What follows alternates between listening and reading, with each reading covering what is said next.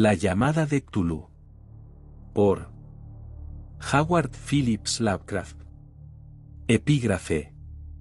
De tales grandes poderes o seres puede concebirse una supervivencia de un periodo enormemente remoto en el que la conciencia se manifestaba, tal vez, en formas y figuras retiradas hace mucho tiempo ante la marea del avance de la humanidad, formas de las que solo la poesía y la leyenda han captado un recuerdo volador y las han llamado dioses, monstruos, seres míticos de todo tipo y clase. Algernon Blackwood. Parte 1. El horror en la arcilla.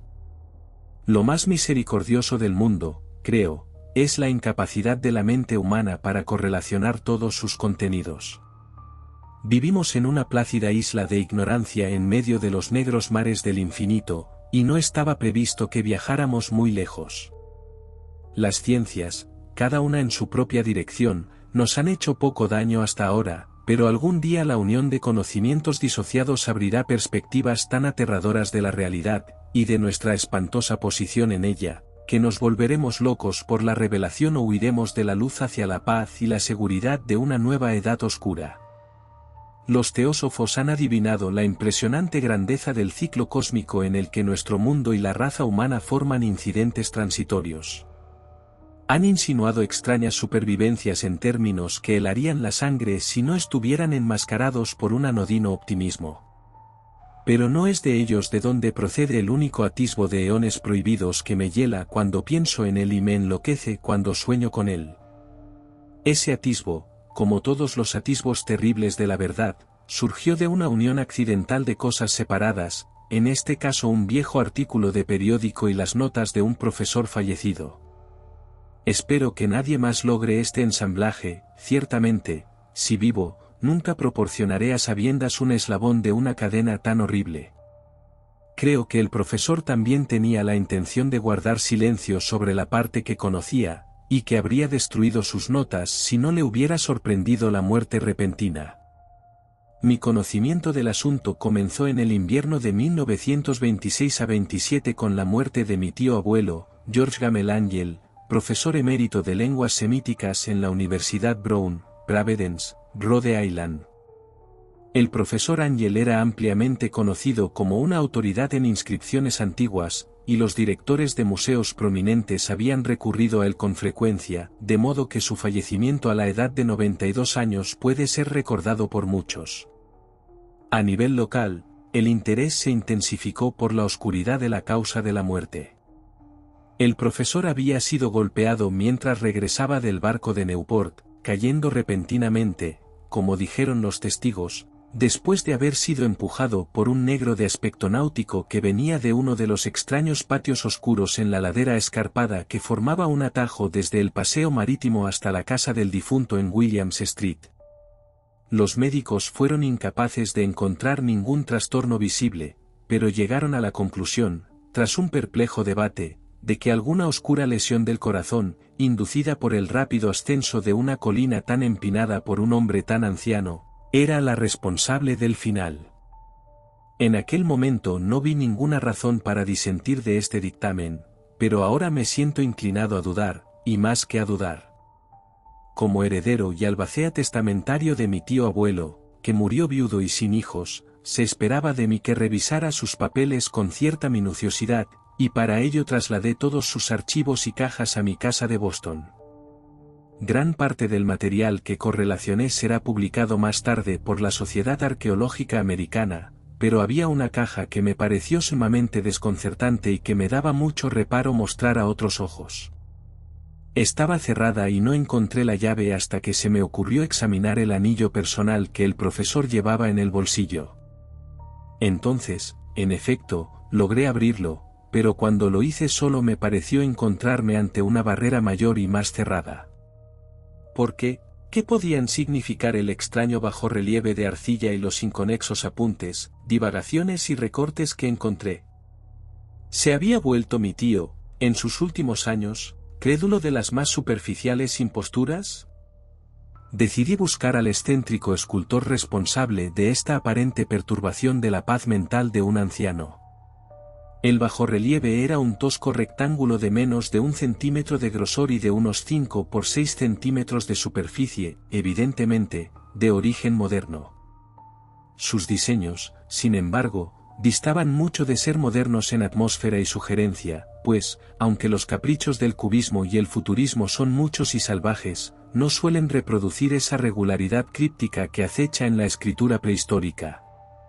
Y la mayor parte de estos diseños parecían ciertamente escritura de algún tipo, aunque mi memoria, a pesar de los muchos papeles y colecciones de mi tío, no pudo identificar de ninguna manera esta especie en particular, ni siquiera insinuar sus afiliaciones más remotas.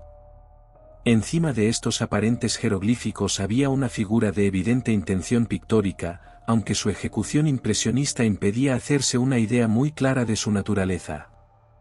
Parecía una especie de monstruo, o un símbolo que representaba a un monstruo, de una forma que sólo una fantasía enferma podía concebir. Si digo que mi imaginación, un tanto extravagante, me proporcionó imágenes simultáneas de un pulpo, un dragón y una caricatura humana, no seré infiel al espíritu del asunto.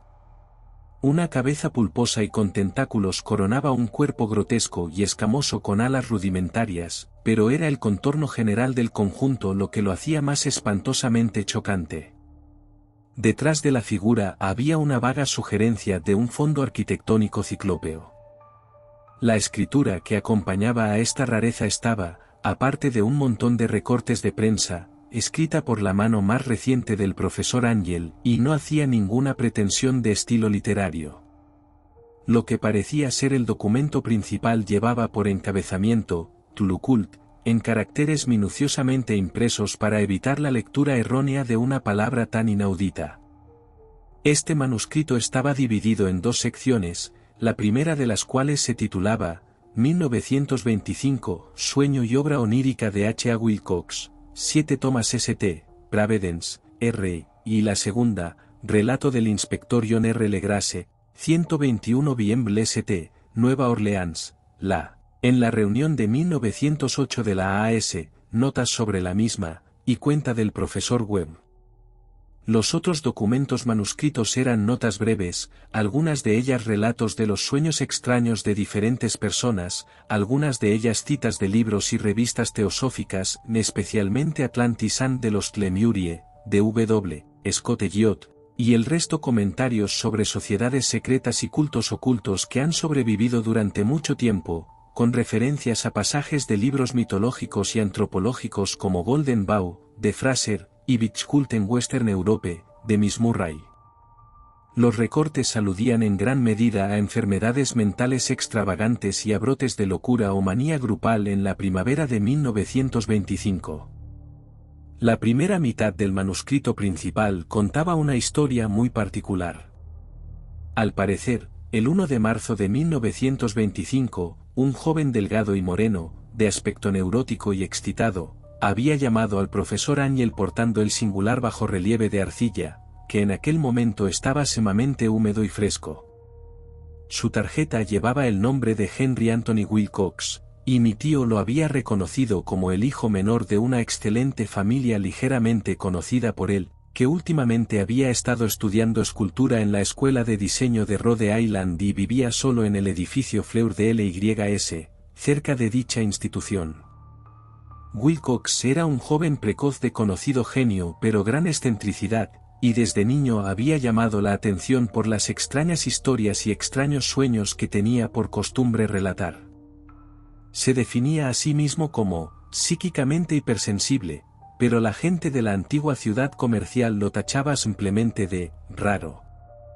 Nunca se había mezclado mucho con los de su clase, por lo que poco a poco había ido perdiendo visibilidad social, y ahora solo lo conocía un pequeño grupo de estetas de otras ciudades. Incluso el Club de Arte de Providence, ansioso por preservar su conservadurismo, lo había encontrado bastante inútil. En la ocasión de la visita, corriendo el manuscrito del profesor, el escultor pidió bruscamente el beneficio de los conocimientos arqueológicos de su anfitrión para identificar los jeroglíficos del bajorrelieve. Hablaba de una manera soñadora y rebuscada que sugería pose y alienaba la simpatía, y mi tío mostró cierta agudeza al replicar, pues la llamativa frescura de la tablilla implicaba parentesco con cualquier cosa menos con la arqueología. La réplica del joven Wilcox, que impresionó a mi tío lo suficiente como para que la recordara y la anotara textualmente, tuvo un cariz fantásticamente poético que debió de tipificar toda su conversación y que desde entonces me ha parecido muy característico de él. Dijo, es nuevo, en efecto, porque lo hice anoche en un sueño de ciudades extrañas, y los sueños son más antiguos que la melancólica Tiro, o la contemplativa Esfinge, o la Babilonia de los jardines. Fue entonces cuando comenzó aquel relato incoherente que de pronto jugó con una memoria dormida y se ganó el febril interés de mi tío. La noche anterior se había producido un leve temblor de tierra, el más considerable que se había sentido en Nueva Inglaterra durante algunos años, y la imaginación de Wilcox se había visto vivamente afectada. Al retirarse, había tenido un sueño sin precedentes de grandes ciudades ciclópeas de bloques de titán y monolitos suspendidos en el cielo, todo goteante de rezume verde y siniestro de horror latente. Jeroglíficos habían cubierto las paredes y los pilares, y desde algún punto indeterminado de abajo había llegado una voz que no era una voz, una sensación caótica que solo la fantasía podía transmutar en sonido, pero que él intentaba traducir por el casi impronunciable revoltijo de letras, Cthulhu-Ftagn. Este revoltijo verbal era la clave del recuerdo que excitaba y perturbaba al profesor Ángel. Interrogó al escultor con minuciosidad científica, y estudió con frenética intensidad el bajorrelieve en el que el joven se había encontrado trabajando, helado y vestido solo con su ropa de dormir, cuando el despertar le había invadido desconcertantemente. Mi tío achacaba a su vejez, dijo Wilcox más tarde, su lentitud para reconocer tanto los jeroglíficos como el diseño pictórico. Muchas de sus preguntas parecían muy fuera de lugar para su visitante, especialmente las que intentaban relacionar a este con cultos o sociedades extrañas, y Wilcox no podía entender las repetidas promesas de silencio que le ofrecían a cambio de que admitiera su pertenencia a algún cuerpo místico o pagano religioso muy extendido. Cuando el profesor Ángel se convenció de que el escultor ignoraba realmente cualquier culto o sistema de sabiduría críptica, asedió a su visitante con peticiones de futuros informes de sueños. Después de la primera entrevista, el manuscrito recoge las llamadas diarias del joven, en las que relataba sorprendentes fragmentos de imágenes nocturnas cuya carga era siempre alguna terrible vista ciclópea de piedra oscura y goteante, con una voz o inteligencia subterránea que gritaba monótonamente en enigmáticos impactos de sentido que no se pueden inscribir más que como un galimatías. Los dos sonidos que se repiten con frecuencia son los representados por las letras, Cthulhu, y RLIE. El 23 de marzo, continuaba el manuscrito, Wilcox no apareció, y las indagaciones en sus aposentos revelaron que había sido atacado por una especie de fiebre oscura y llevado a casa de su familia en Waterman Street. Había gritado por la noche, despertando a otros artistas del edificio, y desde entonces solo había manifestado alternancias de inconsciencia y delirio.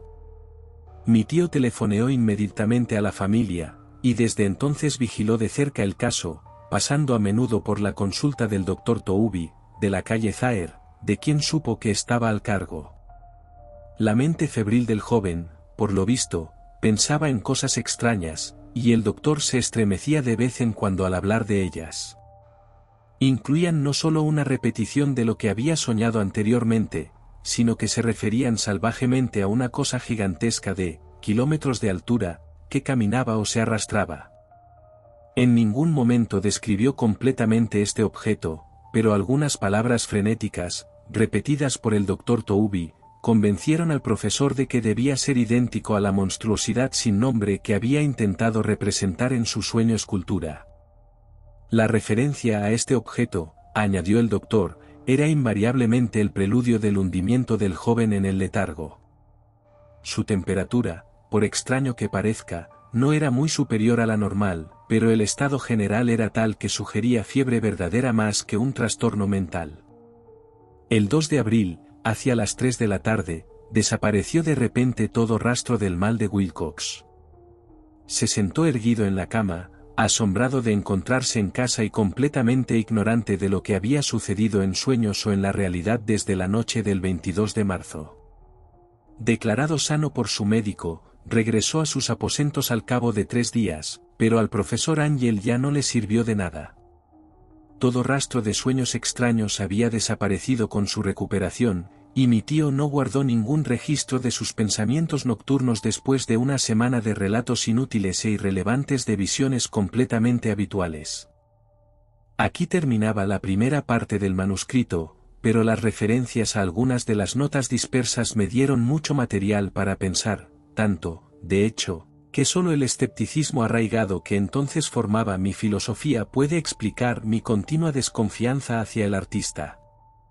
Las notas en cuestión eran las descriptivas de los sueños de varias personas que abarcaban el mismo periodo en que el joven Wilcox había tenido sus extrañas visitas. Al parecer, mi tío había iniciado rápidamente una prodigiosa serie de indagaciones entre casi todos los amigos a quienes podía interrogar sin impertinencia, pidiéndoles informes nocturnos de sus sueños y las fechas de las visiones notables que hubieran tenido en algún tiempo. La recepción de sus peticiones parece haber variado, pero debe haber recibido, al menos, más respuestas de las que cualquier hombre ordinario podría haber manejado sin un secretario. Esta correspondencia original no se conservó, pero sus notas formaron un compendio minucioso y realmente significativo. La gente corriente de la sociedad y los negocios, la tradicional, sal de la tierra, de Nueva Inglaterra, dio un resultado casi completamente negativo, aunque aquí y allá aparecen casos dispersos de impresiones nocturnas inquietantes pero sin forma, siempre entre el 23 de marzo y el 2 de abril, el periodo del delirio del joven Wilcox. Los hombres de ciencia se vieron poco más afectados, aunque 4 casos de vaga descripción sugieren vislumbres fugitivas de paisajes extraños, y en un caso se menciona el temor a algo anormal. Fueron los artistas y los poetas quienes dieron las respuestas pertinentes, y sé que el pánico se habría desatado si hubieran podido comparar sus notas. Sin embargo, a falta de sus cartas originales, sospeché que el compilador había hecho preguntas capciosas o que había editado la correspondencia para corroborar lo que había decidido ver. Por eso seguía pensando que Wilcox, conocedor de algún modo de los antiguos datos que poseía mi tío, se había impuesto al veterano científico. Estas respuestas de los estetas contaban historias inquietantes. Del 28 de febrero al 2 de abril, una gran proporción de ellos había soñado cosas muy extrañas, siendo la intensidad de los sueños inconmensurablemente mayor durante el periodo del delirio del escultor. Más de una cuarta parte de los que informaron de algo, informaron de escenas y medios sonidos no muy diferentes de los que Wilcox había descrito, y algunos de los soñadores confesaron un miedo agudo a la gigantesca cosa sin nombre visible hacia el final. Un caso, que la nota describe con énfasis, fue muy triste. El sujeto, un arquitecto muy conocido con inclinaciones hacia la teosofía y el ocultismo, enloqueció violentamente en la fecha del ataque del joven Wilcox, y expiró varios meses después tras incesantes gritos para ser salvado de algún habitante fugitivo del infierno. Si mi tío se hubiera referido a estos casos por su nombre y no solo por su número, yo habría intentado corroborarlos e investigarlos personalmente, pero tal como estaban las cosas, solo conseguí localizar unos pocos. Sin embargo, todos ellos confirmaban plenamente las notas. A menudo me he preguntado si todos los objetos del interrogatorio del profesor se sentían tan desconcertados como esta fracción. Está bien que nunca les llegue ninguna explicación. Los recortes de prensa, como ya he insinuado, se referían a casos de pánico, manía y excentricidad durante un periodo determinado. El profesor Ángel debió de emplear un buró de recortes, pues el número de extractos era tremendo y las fuentes estaban dispersas por todo el globo. Aquí había un suicidio nocturno en Londres, donde un solitario durmiente había saltado desde una ventana tras un grito estremecedor. Una carta incoherente al director de un periódico de Sudamérica, en la que un fanático deduce un futuro funesto a partir de las visiones que ha tenido. Un despacho de California describe una colonia teósofa que se viste de blanco en masa para una gloriosa realización, que nunca llega, mientras que artículos de la India hablan con cautela de graves disturbios nativos hacia finales del 22 al 23 de marzo. El oeste de Irlanda también está lleno de rumores y leyendas salvajes, y un pintor fantástico llamado Ardois Bonnot cuelga un blasfemo paisaje de ensueño en el Salón de Primavera de París de 1926. Y son tan numerosos los problemas registrados en manicomios que solo un milagro puede haber impedido que la fraternidad médica observara extraños paralelismos y sacara conclusiones desconcertantes. Un extraño montón de recortes, todo se ha dicho, y en la actualidad apenas puedo imaginar el insensible racionalismo con el que los dejé de lado. Pero entonces estaba convencido de que el joven Wilcox conocía los asuntos más antiguos mencionados por el profesor. Parte 2. La historia del inspector Legrasse. Los asuntos más antiguos que habían hecho que el sueño y el bajorrelieve del escultor fueran tan significativos para mi tío constituyeron el tema de la segunda mitad de su largo manuscrito. Al parecer, una vez antes el profesor Ángel había visto los contornos infernales de la monstruosidad sin nombre, se había intrigado con los jeroglíficos desconocidos y había oído las ominosas sílabas que solo pueden traducirse como Cthulhu. Y todo ello en una relación tan conmovedora y horrible que no es de extrañar que persiguiera al joven Wilcox con preguntas y peticiones de datos. Esta experiencia anterior había tenido lugar en 1908, 17 años antes, cuando la Sociedad Arqueológica Americana celebró su reunión anual en San Luis. El profesor Ángel, como correspondía a una persona de su autoridad y sus logros, había desempeñado un papel destacado en todas las deliberaciones, y fue uno de los primeros a los que se acercaron los varios forasteros que aprovecharon la convocatoria para ofrecer preguntas que debían ser respondidas correctamente y problemas que debían ser resueltos por expertos. El principal de estos forasteros, y en poco tiempo el centro de interés de toda la reunión, era un hombre de mediana edad y aspecto corriente que había viajado desde Nueva Orleans en busca de cierta información especial que no podía obtener de ninguna fuente local. Se llamaba John Raymond Legrasse y era inspector de policía de profesión. Llevaba consigo el objeto de su visita, una estatuilla de piedra grotesca, repulsiva y aparentemente muy antigua cuyo origen no podía determinar. No hay que creer que el inspector Legrasse tuviera el menor interés por la arqueología. Al contrario, su deseo de esclarecimiento estaba motivado por consideraciones puramente profesionales. La estatuilla, ídolo, fetiche, o lo que fuera, había sido capturada algunos meses antes en los pantanos boscosos al sur de Nueva Orleans durante una redada en una supuesta reunión vudú, y tan singulares y horribles eran los ritos relacionados con ella, que la policía no pudo sino darse cuenta de que habían tropezado con un culto oscuro totalmente desconocido para ellos, e infinitamente más diabólico que incluso el más negro de los círculos vudú africanos. De su origen, aparte de las erráticas e increíbles historias arrancadas a los miembros capturados, no se descubrió absolutamente nada, de ahí la ansiedad de la policía por cualquier conocimiento antiguo que pudiera ayudarles a localizar el espantoso símbolo, a través de él, rastrear el culto hasta su fuente. El inspector Legrasse apenas estaba preparado para la sensación que causó su ofrenda. Una sola visión del objeto había bastado para provocar en los hombres de ciencia reunidos un estado de tensa excitación, y no perdieron tiempo en agolparse a su alrededor para contemplar la diminuta figura cuya absoluta extrañeza y aire de antigüedad genuinamente abismal insinuaban tan poderosamente vistas arcaicas y sin abrir. Ninguna escuela reconocida de escultura había animado aquel terrible objeto, y sin embargo siglos e incluso miles de años parecían grabados en su tenue y verdosa superficie de piedra insustituible. La figura, que finalmente pasó lentamente de hombre a hombre para ser estudiada detenida y cuidadosamente, medía entre 7 y 8 pulgadas de altura, y era de una factura exquisitamente artística.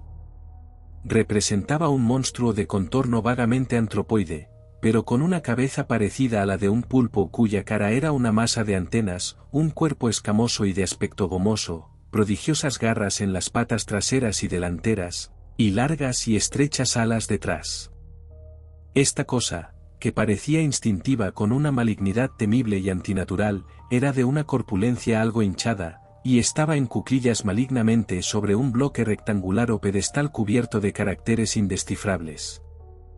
Las puntas de las alas tocaban el borde posterior del bloque, el asiento ocupaba el centro, mientras que las largas y curvadas garras de las patas traseras, dobladas y agazapadas, se agarraban al borde delantero y se extendían un cuarto de payaso hacia la parte inferior del pedestal. La cabeza del cefalópodo estaba inclinada hacia adelante, de modo que los extremos de las antenas faciales rozaban el dorso de las enormes patas delanteras que sujetaban las elevadas rodillas del agachado. El aspecto del conjunto era anormalmente real, y aún más sutilmente aterrador porque su origen era totalmente desconocido. Su vasta, imponente e incalculable antigüedad era inconfundible, sin embargo, no mostraba ningún vínculo con ningún tipo conocido de arte perteneciente a la juventud de la civilización, ni a ninguna otra época. Totalmente separada y aparte, su propio material era un misterio, pues la piedra jabonosa, de color negro verdoso, con sus motas y estrías doradas o iridiscentes, no se parecía a nada familiar para la geología o la mineralogía. Los caracteres a lo largo de la base eran igualmente desconcertantes, y ningún miembro presente, a pesar de una representación de la mitad del mundo experta en este campo, podía formarse la menor noción de su más remoto parentesco lingüístico. Al igual que el tema y el material, pertenecían a algo terriblemente remoto y distinto de la humanidad tal como la conocemos, algo terriblemente sugestivo de ciclos de vida antiguos y profanos en los que nuestro mundo y nuestras concepciones no tienen nada que ver. Y sin embargo, mientras los miembros sacudían la cabeza y se confesaban derrotados ante el problema del inspector, hubo un hombre en aquella reunión que sospechó un toque de extraña familiaridad en la monstruosa forma y escritura, y que enseguida contó con cierta timidez la extraña nimiedad que conocía. Se trataba del difunto William Channing Webb, catedrático de antropología de la Universidad de Princeton y un explorador no poco conocido. 48 años antes, el profesor Webb había emprendido un viaje por Groenlandia e Islandia en busca de unas inscripciones rúnicas que no logró desenterrar, y mientras se encontraba en lo alto de la costa occidental de Groenlandia había encontrado una singular tribu oculto de esquimales degenerados cuya religión, una curiosa forma de adoración al diablo, le heló por su deliberada sed de sangre y su repulsividad. Era una fe de la que otros esquimós sabían poco, y que mencionaban solo con escalofríos, diciendo que había llegado desde eones horriblemente antiguos, antes de que el mundo fuera creado. Además de ritos sin nombre y sacrificios humanos, había ciertos extraños rituales hereditarios dirigidos a un diablo anciano supremo o Tornasuk, y de esto el profesor Webb había tomado una cuidadosa copia fonética de un anciano Angeco o sacerdote mago, expresando los sonidos en letras romanas lo mejor que sabía. Pero ahora lo más importante era el fetiche que este culto atesoraba y en torno al cual bailaban cuando la aurora saltaba por encima de los acantilados de hielo. Se trataba, según el profesor, de un bajorrelieve de piedra muy tosco, compuesto por una horrible imagen y una escritura críptica. Y por lo que él podía decir, era un paralelo aproximado en todos los rasgos esenciales de la cosa bestial que ahora yacía ante la reunión. Estos datos, recibidos con suspense y asombro por los miembros reunidos, resultaron doblemente excitantes para el inspector Legrasse, que comenzó de inmediato a acribillar a preguntas a su informante. Habiendo anotado y copiado un ritual oral entre los cultores del pantano que sus hombres habían arrestado, le pidió al profesor que recordara lo mejor posible las sílabas anotadas entre los esquimales diabolistas. Siguió entonces una exhaustiva comparación de detalles, y un momento de silencio realmente sobrecogedor cuando detective y científico coincidieron en la identidad virtual de la frase común a dos rituales infernales a tantos mundos de distancia. Lo que, en sustancia, tanto los magos esquimó como los sacerdotes de los pantanos de Luisiana habían cantado a sus ídolos afines era algo muy parecido a esto. Las divisiones de palabras se adivinaban a partir de las pausas tradicionales en la frase cantada en voz alta.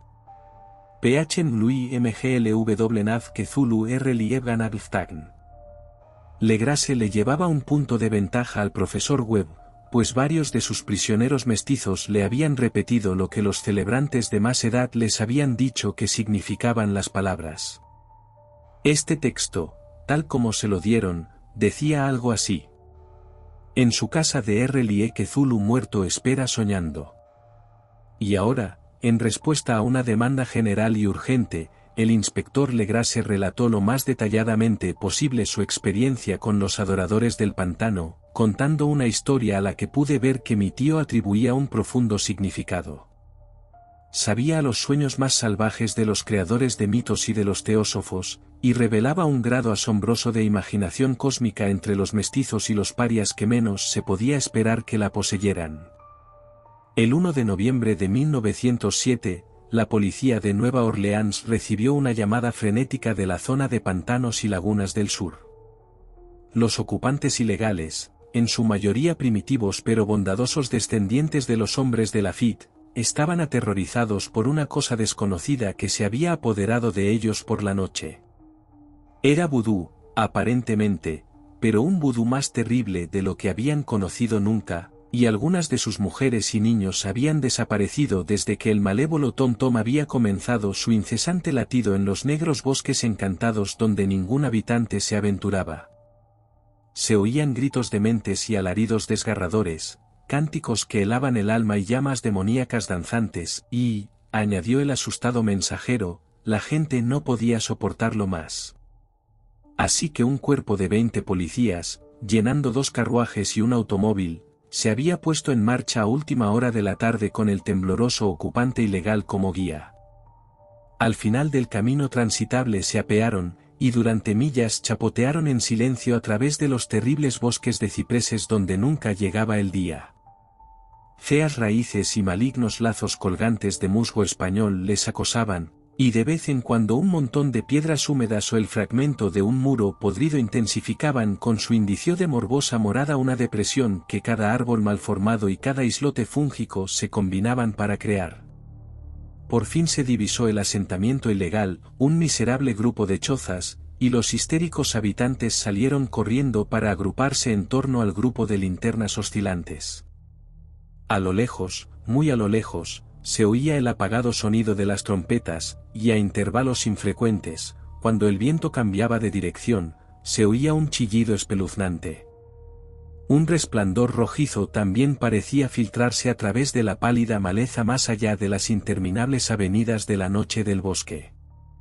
Reacios incluso a que los dejaran en paz de nuevo, cada uno de los acobardados ocupantes ilegales se negó en redondo a avanzar un centímetro más hacia la escena del culto impío, de modo que el inspector Legrasse y sus 19 colegas se internaron sin guía en negras arcadas de horror que ninguno de ellos había pisado antes. La región en la que ahora se adentraba la policía tenía una reputación tradicionalmente maligna, sustancialmente desconocida e inexplorada por los hombres blancos. Existían leyendas de un lago oculto, invisible a los ojos de los mortales, en el que habitaba un enorme e informe ser polipoide blanco con ojos luminosos, y los ocupantes susurraban que demonios con alas de murciélago salían volando de las cavernas del interior de la tierra para adorarlo a medianoche. Decían que había estado allí antes que d'Iberville, antes que La Salle, antes que los indios y antes incluso que las sanas bestias y pájaros del bosque. Era la pesadilla misma, y verla era morir. Pero hacía soñar a los hombres, y así sabían lo suficiente para mantenerse alejados.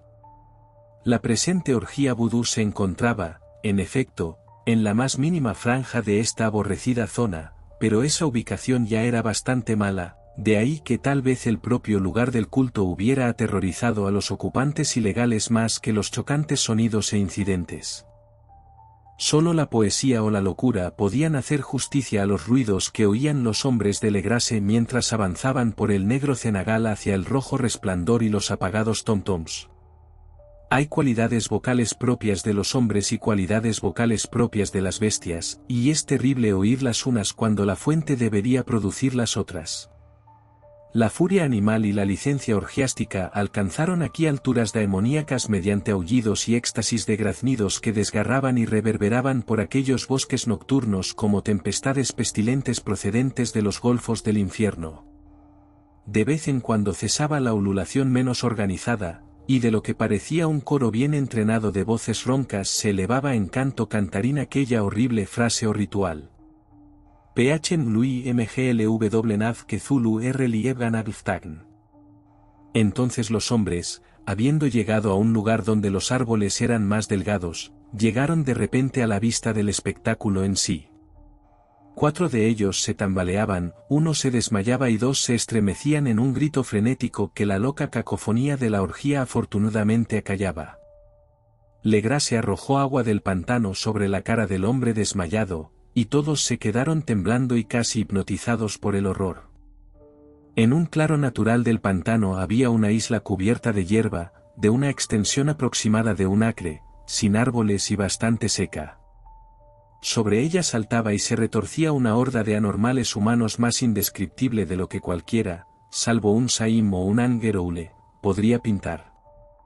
Desprovistos de ropas, estos engendros híbridos rebuznaban, bramaban y se retorcían alrededor de una monstruosa hoguera en forma de anillo, en el centro de la cual, revelado por ocasionales grietas en la cortina de llamas, se alzaba un gran monolito de granito de unos 2,5 metros de altura, encima del cual, incongruente por su pequeñez, descansaba la nociva estatuilla tallada. De un amplio círculo de 10 andamios colocados a intervalos regulares con el monolito flameado como centro colgaban, cabeza abajo, los cuerpos extrañamente estropeados de los indefensos ocupantes que habían desaparecido. Era dentro de este círculo donde el anillo de adoradores saltaba y rugía, siendo la dirección general del movimiento de la masa de izquierda a derecha en una bacanal interminable entre el anillo de cuerpos y el anillo de fuego. Puede que solo fuera imaginación y puede que solo fueran ecos lo que indujo a uno de los hombres, un excitable español, a creer que oía respuestas antifonales al ritual desde algún lugar lejano y sin iluminar en lo más profundo del bosque de antiguas leyendas y horrores. A este hombre, Joseph de Gálvez, lo conocí más tarde y lo interrogué, y demostró ser distraídamente imaginativo. Llegó incluso a insinuar el débil batir de grandes alas y a vislumbrar unos ojos brillantes y una mole blanca y montañosa más allá de los árboles más remotos, pero supongo que había oído demasiadas supersticiones nativas. En realidad, la horrorizada pausa de los hombres fue de duración comparativamente breve. El deber era lo primero, y aunque debía de haber casi un centenar de celebrantes mestizos entre la multitud, la policía confió en sus armas de fuego y se lanzó decididamente a la nauseabunda huida. Durante 5 minutos, el alboroto y el caos resultantes fueron indescriptibles.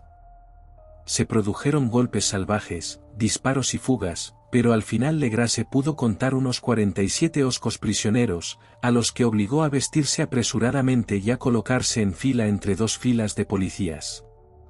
5 de los fieles yacían muertos, y 2 gravemente heridos fueron llevados en camillas improvisadas por sus compañeros de prisión. La imagen del monolito, por supuesto, fue cuidadosamente retirada y llevada de vuelta por Legrase. Examinados en el cuartel general después de un viaje de intensa tensión y cansancio, los prisioneros resultaron ser todos hombres de un tipo muy bajo, mestizos y mentalmente aberrantes. La mayoría eran marineros, y una salpicadura de negros y mulatos, en su mayoría antillanos o portugueses de brava procedentes de las islas de Cabo Verde, daba un tinte de vudú al heterogéneo culto. Pero antes de que se formularan muchas preguntas, se puso de manifiesto que se trataba de algo mucho más profundo y antiguo que el fetichismo negro. Degradadas e ignorantes como eran, las criaturas se aferraban con sorprendente coherencia a la idea central de su repugnante fe. Adoraban, según decían, a los grandes ancianos que vivieron siglos antes de que existieran los hombres, y que vinieron al joven mundo desde el cielo. Aquellos antiguos habían desaparecido ya, en el interior de la tierra y bajo el mar, pero sus cadáveres habían contado sus secretos en sueños a los primeros hombres, que formaron un culto que nunca había muerto. Este era el culto, y los prisioneros decían que siempre había existido y siempre existiría, oculto en yermos distantes y lugares oscuros de todo el mundo hasta el momento en que el gran sacerdote Cthulhu, desde su oscura casa en la poderosa ciudad de R'lyeh bajo las aguas, se alzara y volviera a someter la tierra a su dominio. Algún día llamaría, cuando las estrellas estuvieran preparadas, y el culto secreto siempre estaría esperando para liberarlo. Mientras tanto, no debía contarse nada más. Había un secreto que ni siquiera la tortura podía extraer. La humanidad no estaba absolutamente sola entre las cosas conscientes de la tierra, pues las formas salían de la oscuridad para visitar a los pocos fieles. Pero no eran los grandes ancianos. Ningún hombre había visto jamás a los antiguos. El ídolo tallado era el gran Cthulhu, pero nadie podía decir si los otros eran exactamente como él. Ya nadie podía leer la antigua escritura, pero las cosas se contaban de boca en boca. El ritual cantado no era el secreto, eso nunca se decía en voz alta, solo se susurraba. El canto solo significaba esto: en su casa en Errelie muerto Cthulhu espera soñando.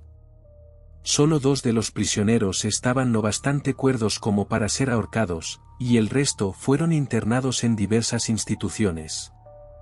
Todos negaron haber participado en los asesinatos rituales y afirmaron que habían sido cometidos por seres de alas negras que habían acudido a ellos desde su inmemorial lugar de reunión en el bosque encantado.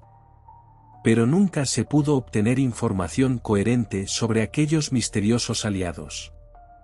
Lo que la policía extrajo, provino principalmente de un mestizo inmensamente anciano llamado Castro, que afirmaba haber navegado a puertos extraños y hablado con líderes inmortales del culto en las montañas de China. El viejo Castro recordaba fragmentos de horribles leyendas que hacían palidecer las especulaciones de los teósofos y hacían que el hombre y el mundo parecieran realmente recientes y pasajeros. Hubo eones en que otras cosas gobernaron la tierra, y habían tenido grandes ciudades. Restos de ellos, dijo que le habían dicho los chinos inmortales, se encontraban todavía como piedras ciclópeas en islas del Pacífico. Todos murieron en vastas épocas antes de que llegaran los hombres, pero existían artes que podían revivirlos cuando las estrellas habían vuelto a las posiciones correctas en el ciclo de la eternidad. En efecto, ellos mismos habían venido de las estrellas y habían traído consigo sus imágenes. Estos grandes ancianos, continuó Castro, no estaban compuestos totalmente de carne y hueso. Tenían forma, ¿acaso no lo demostraba esta imagen modelada por las estrellas? Pero esa forma no estaba hecha de materia. Cuando las estrellas estaban bien, podían ir de un mundo a otro a través del cielo, pero cuando las estrellas estaban mal, no podían vivir. Pero aunque ya no vivían, nunca morían de verdad. Todos yacían en casas de piedra en su gran ciudad de Errelie, preservados por los hechizos del poderoso Cthulhu para una gloriosa resurrección cuando las estrellas y la tierra estuvieran de nuevo preparadas para ellos. Pero en ese momento alguna fuerza del exterior debía servir para liberar sus cuerpos. Los hechizos que los preservaban intactos les impedían igualmente hacer un movimiento inicial, y solo podían permanecer despiertos en la oscuridad y pensar mientras transcurrían incontables millones de años. Sabían todo lo que ocurría en el universo, ya que su modo de hablar era el pensamiento transmitido. Incluso ahora hablaban en sus tumbas. Cuando, tras infinitos caos, aparecieron los primeros hombres, los grandes antiguos hablaron a los más sensibles moldeando sus sueños, pues sólo así su lenguaje podía llegar a las mentes carnales de los mamíferos. Entonces, susurró Castro, aquellos primeros hombres formaron el culto en torno a altos ídolos que los grandes les mostraron, ídolos traídos en épocas oscuras desde oscuras estrellas. Aquel culto nunca moriría hasta que las estrellas volvieran a enderezarse, y los sacerdotes secretos sacaran al gran Cthulhu de su tumba para revivir a sus súbditos y reanudar su dominio sobre la tierra. El momento sería fácil de saber, pues entonces la humanidad habría llegado a ser como los grandes antiguos, libre y salvaje y más allá del bien y del mal, con las leyes y la moral desechadas y todos los hombres gritando y matando y arrasando de alegría. Entonces los antiguos liberados les enseñarían nuevas formas de gritar y matar y divertirse y gozar, y toda la tierra ardería en un holocausto de éxtasis y libertad. Mientras tanto, el culto, mediante ritos apropiados, debía mantener vivo el recuerdo de aquellas antiguas costumbres y dar sombra a la profecía de su retorno. En los tiempos antiguos, los hombres elegidos habían hablado en sueños con los ancianos sepultados, pero entonces ocurrió algo. La gran ciudad de piedra Errelie, con sus monolitos y sepulcros, se había hundido bajo las olas y las aguas profundas, llenas del único misterio primigenio a través del cual ni siquiera el pensamiento puede pasar, habían cortado la relación espectral. Pero la memoria nunca moría, y los sumos sacerdotes decían que la ciudad resucitaría cuando las estrellas estuvieran en su sitio. Entonces salieron de la tierra los espíritus negros de la tierra, mohosos y sombríos, y llenos de oscuros rumores recogidos en cavernas bajo olvidados fondos marinos. Pero el viejo Castro no se atrevía a hablar mucho de ellos. Se cortó a sí mismo precipitadamente, y ninguna cantidad de persuasión o sutileza pudo obtener más en esta dirección. También se negó curiosamente a mencionar el tamaño de los antiguos. En cuanto al culto, dijo que creía que el centro se hallaba en el desierto sin caminos de Arabia, donde Irem, la ciudad de los pilares, sueña oculta e intacta. No estaba relacionado con el culto europeo a las brujas y era prácticamente desconocido más allá de sus miembros. Ningún libro lo había insinuado realmente, aunque los chinos inmortales decían que había dobles significados en el Necronomicon del loco árabe Abdul al-Azred que los iniciados podían leer como quisieran, especialmente la muy discutida copla. Lo que puede yacer eternamente no está muerto, y con extraños eones incluso la muerte puede morir. Legrasse, profundamente impresionado y no poco desconcertado, había indagado en vano sobre las filiaciones históricas del culto. Castro, al parecer, había dicho la verdad cuando afirmó que era totalmente secreta. Las autoridades de la Universidad de Tulán no podían arrojar luz ni sobre el culto ni sobre la imagen, y ahora el detective había acudido a las más altas autoridades del país y no había encontrado más que la historia groenlandesa del profesor Webb. El febril interés suscitado en la reunión por el relato de Legrasse, corroborado por la estatuilla, se refleja en la correspondencia posterior de los asistentes, aunque apenas se menciona en las publicaciones oficiales de la sociedad. La precaución es el primer cuidado de quienes están acostumbrados a enfrentarse a charlatanerías e imposturas ocasionales.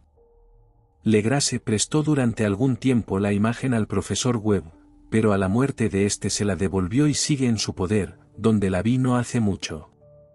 Es algo verdaderamente terrible, e inconfundiblemente parecido a la escultura onírica del joven Wilcox. No me extrañó que mi tío se emocionara con la historia del escultor, pues, ¿qué pensamientos debían surgir al oír, después de conocer lo que Legrasse había aprendido del culto, de un joven sensible que había soñado no solo la figura y los jeroglíficos exactos de la imagen encontrada en el pantano y la tablilla del diablo de Groenlandia, sino que en sus sueños había encontrado al menos 3 de las palabras exactas de la fórmula pronunciada por igual por diabolistas esquimales y mestizos de Luisiana? El hecho de que el profesor Ángel iniciara al instante una investigación de la mayor minuciosidad fue eminentemente natural, aunque en privado sospeché que el joven Wilcox había oído hablar del culto de alguna manera indirecta y que había inventado una serie de sueños para aumentar y continuar el misterio a expensas de mi tío. Las narraciones de los sueños y los recortes recogidos por el profesor eran, por supuesto, una fuerte corroboración, pero el racionalismo de mi mente y la extravagancia de todo el asunto me llevaron a adoptar las conclusiones que me parecieron más sensatas. Así pues, después de estudiar de nuevo a fondo el manuscrito y de correlacionar las notas teosóficas y antropológicas con la narración del culto de Legrasse, hice un viaje a Providence para ver al escultor y darle la reprimenda que creía apropiada por imponerse tan osadamente a un hombre erudito y anciano. Wilcox aún vivía solo en el edificio Fleur de Lys de Thomas Street, una horrible imitación victoriana de la arquitectura bretona del siglo XVII que ostenta su fachada estucada entre las encantadoras casas coloniales de la antigua colina, y bajo la sombra misma del mejor campanario georgiano de América. Creo que algún día se oirá hablar de él como uno de los grandes decadentes, porque ha cristalizado en arcilla y algún día reflejará en mármol las pesadillas y fantasías que Arthur Machen evoca en prosa y Clark Aston Smith hace visibles en verso y en pintura. Moreno, frágil y de aspecto algo desaliñado, se volvió lánguidamente al oírme llamar y me preguntó por mis asuntos sin levantarse. Cuando le dije quién era, mostró cierto interés, pues mi tío había despertado su curiosidad al sondear sus extraños sueños, aunque nunca le había explicado el motivo del estudio. No amplié sus conocimientos a este respecto, sino que traté de sonsacarle con cierta sutileza. En poco tiempo me convencí de su absoluta sinceridad, porque hablaba de los sueños de una manera que nadie podía confundir. Ellos y sus residuos subconscientes habían influido profundamente en su arte, y me mostró una estatua mórbida cuyos contornos casi me hicieron temblar por la potencia de su negra sugestión. No recordaba haber visto el original de esta cosa excepto en su propio bajorrelieve onírico, pero los contornos se habían formado insensiblemente bajo sus manos. Era, sin duda, la forma gigante de la que había delirado en su delirio. Pronto aclaró que en realidad no sabía nada del culto oculto, salvo lo que el implacable catecismo de mi tío había dejado caer, y de nuevo me esforcé por pensar en alguna forma en que pudiera haber recibido las extrañas impresiones. Hablaba de sus sueños de un modo extrañamente poético, haciéndome ver con terrible viveza la húmeda ciudad ciclópea de viscosa piedra verde, cuya geometría, decía extrañamente, era toda errónea, y oír con temerosa expectación la incesante y medio mental llamada del subsuelo, Quetzulhuachtán, Quetzulhuachtán. Estas palabras habían formado parte de aquel espantoso ritual que narraba el sueño vigilia de Quetzulhu muerto en su bóveda de piedra de Errelie, y me sentí profundamente conmovido a pesar de mis creencias racionales. Wilcox, estaba seguro, había oído hablar del culto de alguna manera casual, y pronto lo había olvidado entre la masa de sus lecturas e imaginaciones igualmente extrañas. Más tarde, en virtud de su pura impresión, había encontrado expresión subconsciente en sueños, en el bajorrelieve y en la terrible estatua que ahora contemplaba, de modo que su impostura a mi tío había sido muy inocente. El joven era de un tipo, a la vez ligeramente afectado y ligeramente maleducado, que nunca pudo gustarme, pero ahora estaba lo bastante dispuesto a admitir tanto su genio como su honestidad. Me despedí de él amistosamente y le deseé todo el éxito que su talento prometía. La cuestión del culto seguía fascinándome, y a veces tenía visiones de fama personal gracias a las investigaciones sobre su origen y sus conexiones. Visité Nueva Orleans, hablé con Legrasse y otros de aquel antiguo grupo de asaltantes, vi la espantosa imagen e incluso interrogué a los prisioneros mestizos que aún sobrevivían. El viejo Castro, por desgracia, llevaba muerto algunos años. Lo que ahora oía tan gráficamente de primera mano, aunque en realidad no era más que una confirmación detallada de lo que mi tío había escrito, me excitaba de nuevo, porque me sentía seguro de que estaba tras la pista de una religión muy real, muy secreta y muy antigua, cuyo descubrimiento me convertiría en un antropólogo notable. Mi actitud seguía siendo de absoluto materialismo, como desearía que siguiera siendo, y descontaba con perversidad casi inexplicable la coincidencia de las notas de los sueños y los extraños recortes recogidos por el profesor Ángel. Una cosa que empecé a sospechar, y que ahora temo saber, es que la muerte de mi tío distó mucho de ser natural. Cayó en una estrecha calle de la colina que sube desde un antiguo muelle plagado de mestizos extranjeros, tras un descuidado empujón de un marinero negro. No olvidaba la mezcla de sangre y las actividades marinas de los miembros de la secta en Luisiana, y no me sorprendería saber de métodos, gritos y creencias secretas. Es cierto que se ha dejado en paz a Legrasse y a sus hombres, pero en Noruega ha muerto cierto marinero que vio cosas. ¿No habrán llegado a oídos siniestros las indagaciones más profundas de mi tío tras toparse con los datos del escultor? Creo que el profesor Ángel murió porque sabía demasiado, o porque era probable que supiera demasiado. Queda por ver si yo haré lo mismo que él, pues ahora he aprendido mucho. Parte 3. La locura del mar. Si alguna vez el cielo quiere concederme una bendición, será la de borrar por completo los resultados de una mera casualidad que fijó mi vista en cierto trozo de papel extraviado en un estante. No era nada con lo que hubiera tropezado naturalmente en el curso de mi ronda diaria, pues era un viejo número de una revista australiana, el Sydney Bulletin del 18 de abril de 1925. Había escapado incluso a la oficina de recortes que en el momento de su publicación había estado recopilando ávidamente material para la investigación de mi tío. Yo había abandonado en gran parte mis indagaciones sobre lo que el profesor Angel llamaba el culto de Cthulhu, y estaba visitando a un erudito amigo en Paterson, Nueva Jersey, el conservador de un museo local y un mineralogista de nota. Examinando un día los especímenes de reserva colocados toscamente en los estantes de almacenamiento de una sala trasera del museo, me llamó la atención una extraña fotografía en uno de los viejos periódicos extendidos bajo las piedras. Era el Sydney Bulletin que he mencionado, ya que mi amigo tenía amplias afiliaciones en todas las partes extranjeras imaginables, y la foto era un corte a medio tono de una horrible imagen de piedra casi idéntica a la que Legrase había encontrado en el pantano. Ansioso por vaciar la hoja de su precioso contenido, examiné el artículo en detalle, y me decepcionó comprobar que solo tenía una extensión moderada.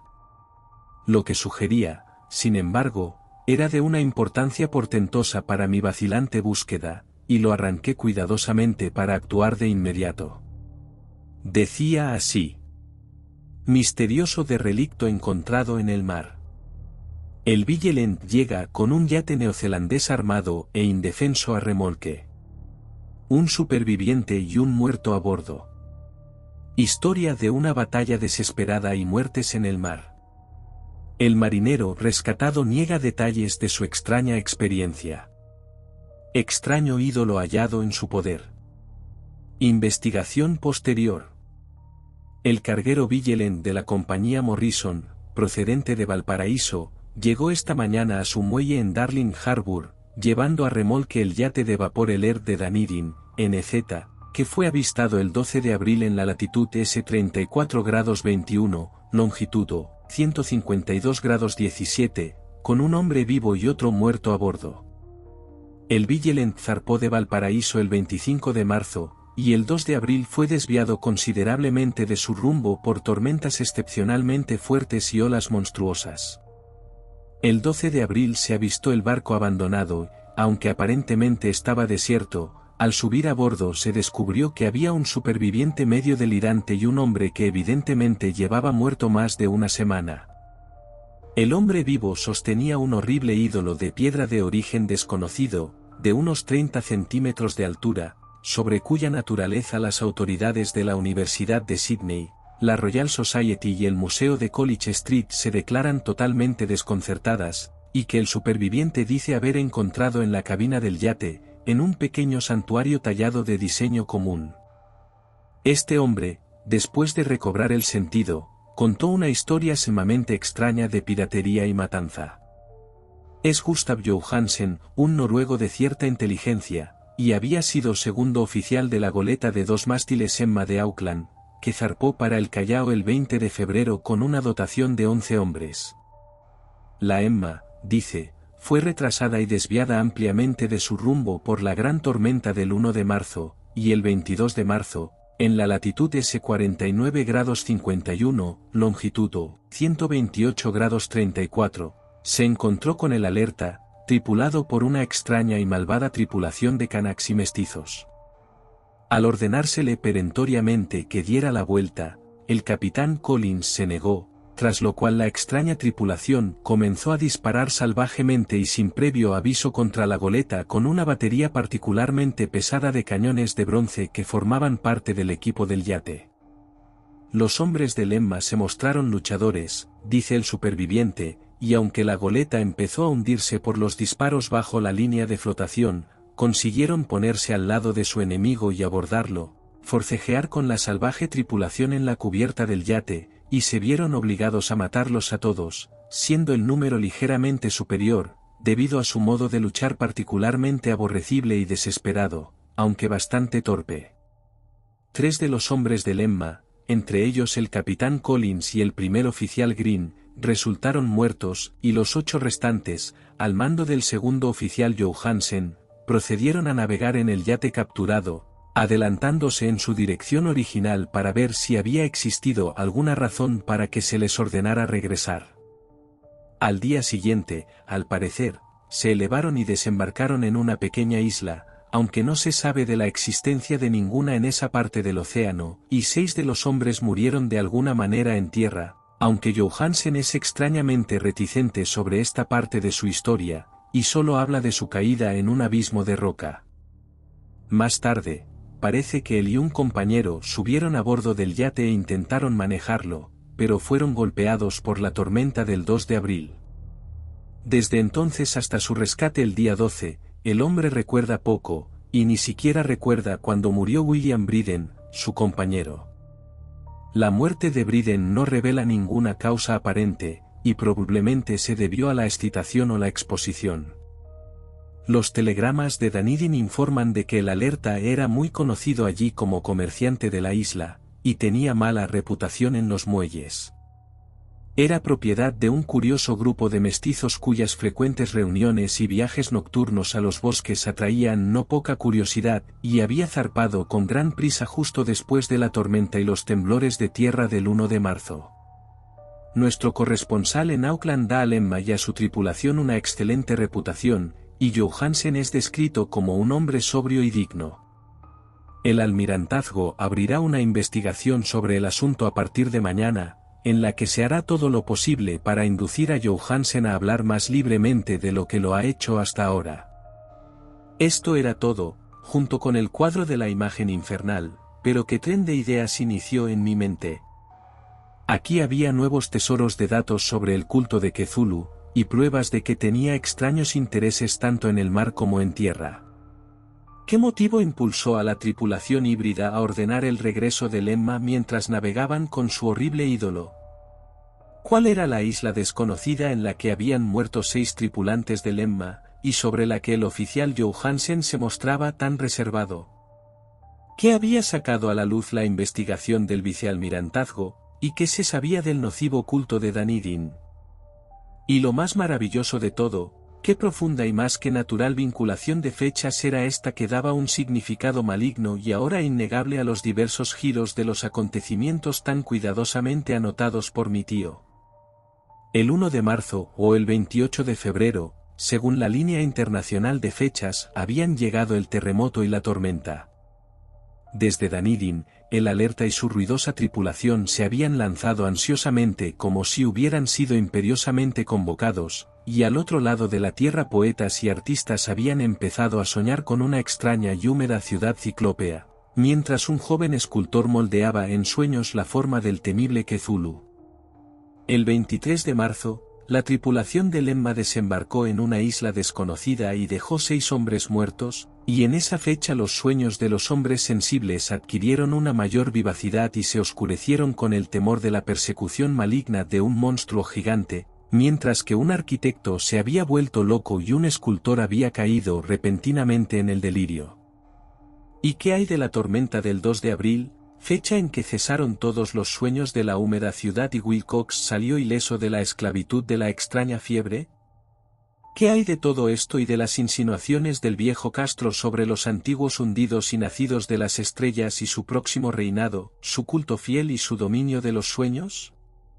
¿Estaba yo tambaleándome al borde de horrores cósmicos insoportables para el hombre?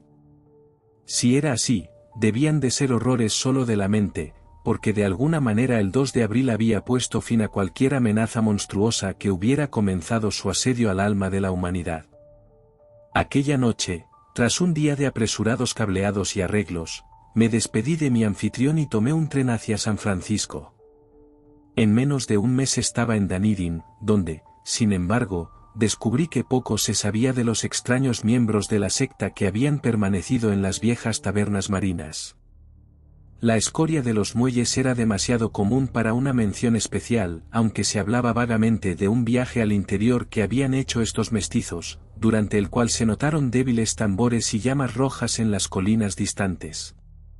En Auckland me enteré de que Johansen había regresado con el pelo amarillo vuelto blanco después de un interrogatorio superficial e inconcluso en Sydney, y que a partir de entonces había vendido su casa de West Street y se había embarcado con su esposa hacia su antiguo hogar en Oslo. De su conmovedora experiencia no quiso decir a sus amigos más de lo que había dicho a los oficiales del almirantazgo, y todo lo que pudieron hacer fue darme su dirección de Oslo. Después fui a Sídney y hablé sin provecho con marinos y miembros del tribunal del vicealmirantazgo. Vi el Alerta, ahora vendido y en uso comercial, en el muelle circular de la ensenada de Sídney, pero no saqué nada en limpio de su volumen. La imagen agazapada, con su cabeza de sepia, su cuerpo de dragón, sus alas escamosas y su pedestal jeroglífico, se conservaba en el Museo de Hyde Park. La estudié largo y tendido, y la encontré de una factura terriblemente exquisita, con el mismo misterio absoluto, la misma terrible antigüedad y la misma extrañeza sobrenatural del material que había observado en el ejemplar más pequeño de Legrasse. Los geólogos, me dijo el conservador, la habían encontrado un monstruoso rompecabezas, pues juraban que el mundo no tenía una roca igual. Entonces pensé con un escalofrío en lo que el viejo Castro había dicho a Legrasse acerca de los antiguos, habían venido de las estrellas y habían traído consigo sus imágenes. Sacudido por una revolución mental como nunca antes había conocido, resolví visitar a Mate Johansen en Oslo. Navegando hacia Londres, embarqué inmediatamente hacia la capital noruega, y un día de otoño desembarqué en los muelles a la sombra del Egeber. Descubrí que la dirección de Johansen se encontraba en el casco antiguo del rey Harald Hardrada, que mantuvo vivo el nombre de Oslo durante todos los siglos en que la gran ciudad se disfrazó de Christiane. Hice el breve trayecto en taxi, y llamé con el corazón palpitante a la puerta de un pulcro y antiguo edificio de fachada enlucida. Una mujer vestida de negro y con cara triste respondió a mi llamada, y sentí una gran decepción cuando me dijo en un inglés entrecortado que Gustav Johansen ya no existía. No había sobrevivido mucho a su regreso, dijo su mujer, pues los hechos del mar en 1925 lo habían destrozado.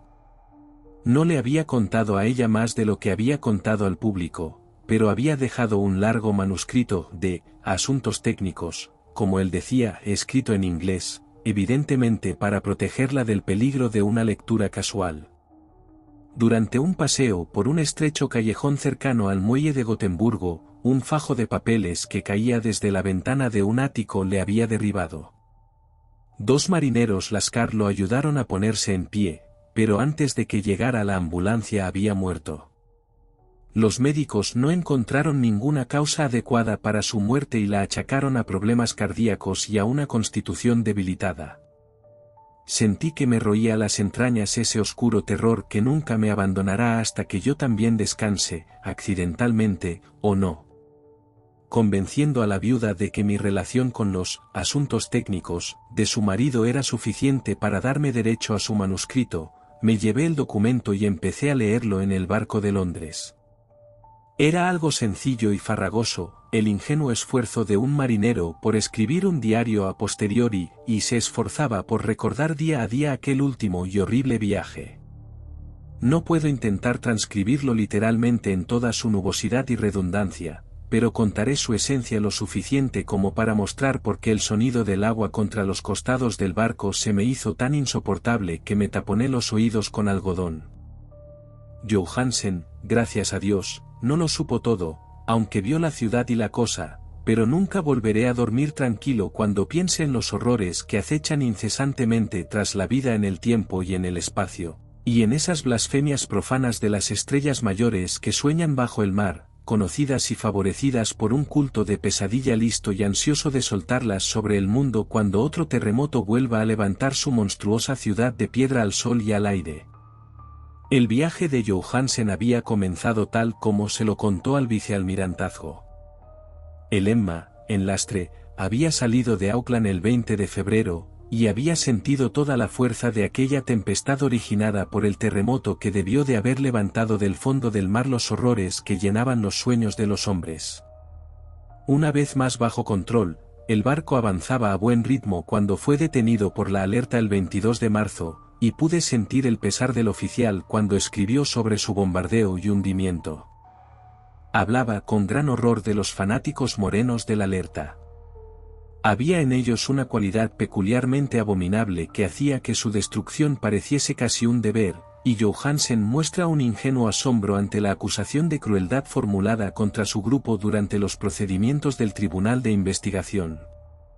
Luego, impulsados por la curiosidad en su yate capturado bajo el mando de Johansen, los hombres avistan un gran pilar de piedra que sobresale del mar, y en latitud S 47 grados 9, longitud L 23 grados 43, se topan con una línea costera de lodo mezclado, cieno y albañilería ciclópea que no puede ser otra cosa que la sustancia tangible del terror supremo de la Tierra, la ciudad cadáver de pesadilla de R.Lie, que fue construida en eones inconmensurables detrás de la historia por las vastas y repugnantes formas que se filtraron desde las estrellas oscuras. Allí yacían el gran Cthulhu y sus hordas, ocultos en verdes bóvedas viscosas y enviando al fin, tras ciclos incalculables, los pensamientos que sembraban el miedo en los sueños de los sensibles y llamaban imperiosamente a los fieles a acudir en peregrinación de liberación y restauración. Todo esto Johansen no lo sospechaba, pero Dios sabe que pronto vio lo suficiente. Supongo que solo una cima de montaña, la horrenda ciudadela coronada de monolitos donde fue enterrado el gran Cthulhu, emergió realmente de las aguas. Cuando pienso en el alcance de todo lo que puede estar rumiando ahí abajo, casi deseo suicidarme de inmediato. Johansen y sus hombres estaban sobrecogidos por la majestuosidad cósmica de esta Babilonia chorreante de demonios ancianos, y debieron adivinar sin guía que no era nada de este ni de ningún planeta cuerdo. El asombro ante el increíble tamaño de los bloques de piedra verdosa, ante la vertiginosa altura del gran monolito tallado y ante la estupefaciente identidad de las colosales estatuas y bajorrelieves con la extraña imagen que se encuentra en el santuario de la Alerta, es conmovedoramente visible en cada línea de la asustada descripción de los compañeros.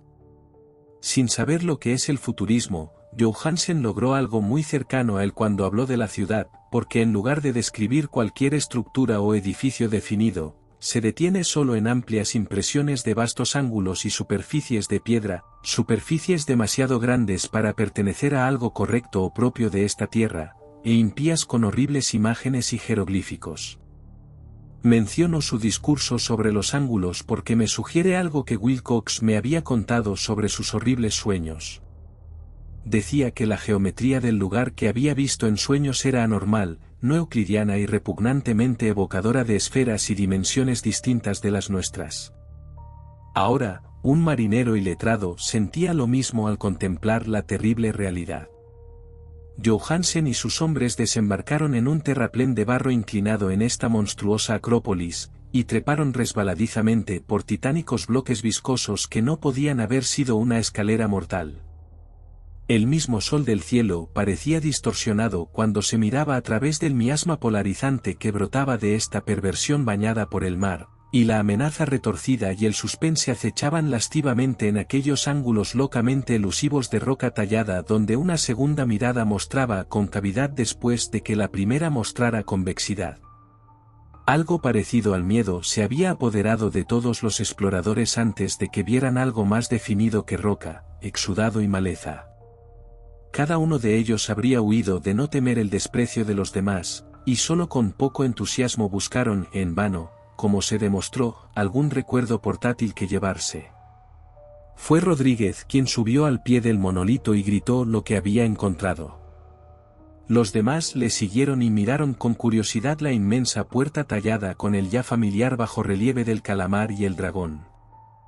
Era, dijo Johansen, como una gran puerta de granero, y todos pensaron que era una puerta por el dintel ornamentado, el umbral y las jambas que la rodeaban, aunque no podían decidir si estaba plana como una trampilla o inclinada como la puerta exterior de un sótano. Como habría dicho Wilcox, la geometría del lugar era errónea. No se podía estar seguro de que el mar y el suelo estuvieran horizontales, por lo que la posición relativa de todo lo demás parecía fantasmagóricamente variable. Briden empujó la piedra en varios sitios sin resultado. Luego Donovan la palpó delicadamente por el borde, presionando cada punto por separado a medida que avanzaba. Trepó interminablemente a lo largo de la grotesca moldura de piedra, es decir, uno lo llamaría trepar si la cosa no fuera después de todo horizontal, y los hombres se preguntaron cómo podía haber una puerta tan vasta en el universo. Luego, muy suave y lentamente, el enorme dintel comenzó a ceder hacia adentro en la parte superior, y vieron que estaba equilibrado.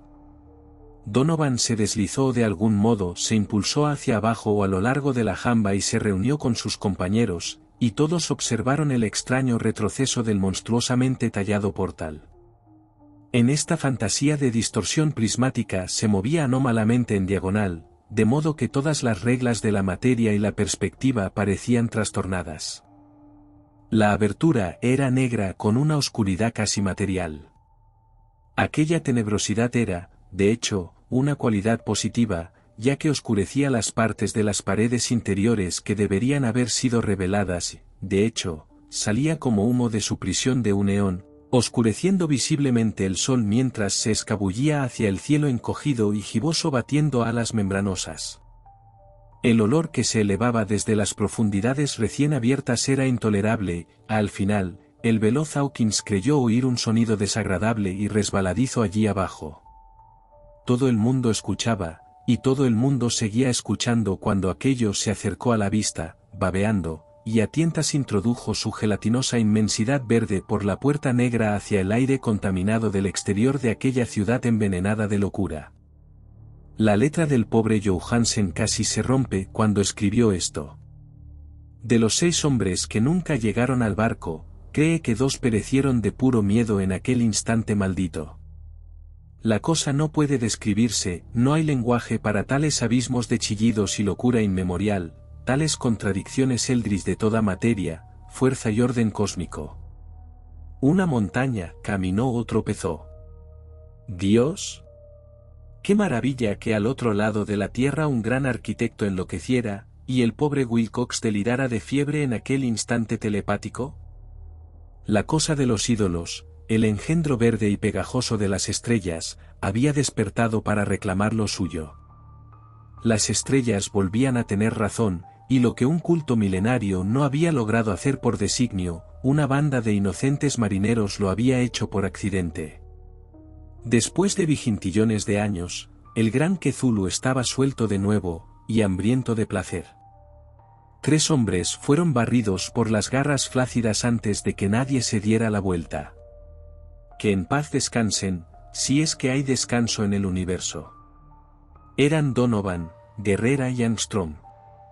Parker resbaló mientras los otros 3 se precipitaban frenéticamente sobre interminables vistas de roca con costra verde hacia el barco, y Johansen jura que fue engullido por un ángulo de mampostería que no debería haber estado allí, un ángulo que era agudo, pero que se comportaba como si fuera obtuso.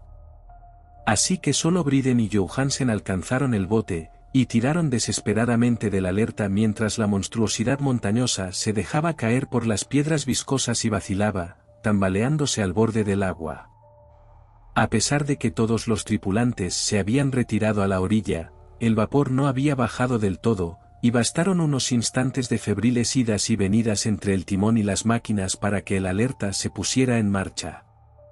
Lentamente, en medio de los horrores distorsionados de aquella escena indescriptible, comenzó a agitar las aguas letales, mientras que en la mampostería de aquella costa de escoria que no era de la tierra, la cosa titánica de las estrellas se batía y farfullaba como Polifemo maldiciendo el barco de Odiseo que huía. Entonces, más audaz que los cíclopes, el gran Cthulhu se deslizó grasiento en el agua y comenzó a perseguir con vastos golpes de potencia cósmica que levantaban olas. Briden miró hacia atrás y enloqueció, riendo estridentemente a intervalos hasta que la muerte lo encontró una noche en la cabaña mientras Johansen vagaba delirante. Pero Johansen aún no se había rendido.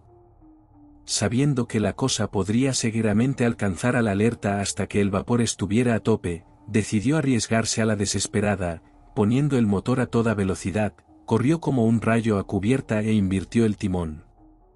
Se produjo un poderoso remolino y espuma en la salmuera ruidosa, y a medida que el vapor subía más y más, el valiente noruego condujo su barco de cabeza contra la gelatina perseguidora que se elevaba por encima de la espuma inmunda como la popa de un galeón demoníaco.